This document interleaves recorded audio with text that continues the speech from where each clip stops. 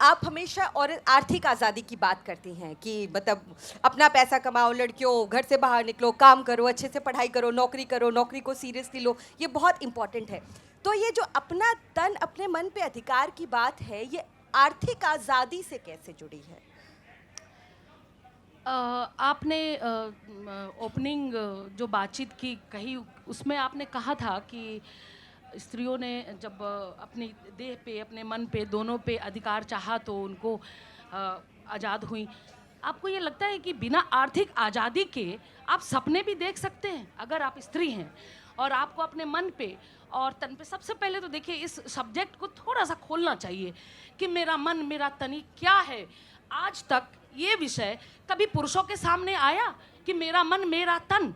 आखिर स्त्रियों से ये क्यों पूछा जा रहा है या कहा जा रहा है मेरा मन मेरा तन? क्यों? इसलिए कि ये हमारा मन तो हमारा था, लेकिन इस पे छाप पितृसत्ता की थी। लेकिन मेरा तन मेरे मन से संचालित होने लगा तो प्रॉब्लम यहाँ शुरू हुई। ये सवाल स्त्रियों से पूछा जाने लगा या स्त्रियाँ कहने लगी, उनको इतना मजबूर किया गया कि वो कहने लगी कि माई बॉडी माई चॉइस। ये रिएक्शन था उसका, जो पितृसत्ता के चंगुल में जो स्त्रियों की बॉडी थी, जो मालिकाना हक स्त्रियों का था, उसको चुनौती देने के लिए स्त्रियों ने ये नारा बुलंद किया, मेरा माई बॉडी माई चॉइस। इसका मतलब ये नहीं कि आप उसको चरित्रहीन करार दे, आप उसके बारे में एक इमेज बना लें कि वो एक पुरुष से छूटकर वो बाजार में सबके लिए अवेलेबल हो रही है। ऐसा नहीं है। इसीलिए पतनशील स्त्रियों का जो कॉन्सेप्ट आया वो उसी के विरुद्ध में था। इसीलिए आज स्त्रियों को ये कहना पड़ रहा है मेरा मन मेरा तन। ये जुमला और आरोपण दोनों पुरुष सत्ता की तरफ से हमारी तरफ आ रहा है। अब इन दोनों पे अगर आपको कायम रहना है, मेरा मन अब मेरा तन मतलब नो कहने का राइट। ये नो अपने पति को, ये नो अपने प्रेमी को, ये नो जो भी उसकी तरफ लोलुप निगाहों से देखे, जो आंखें उसकी तरफ देह की तरह उठे, जो उसकी देह को ऑब्जेक्ट की तरह समझे, चाहे बाजार हो और चाहे पितृसत्ता हो, उसको नो कह सके।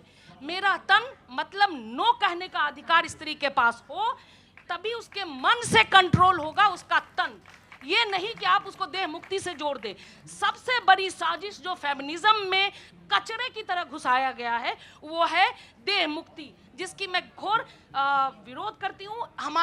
मेरा तन का नारा ये नहीं कि देह मुक्ति, मेरा तन का नारा मतलब नो। वो चाहे पति हो, प्रेमी हो, चाहे पितृसत्ता हो।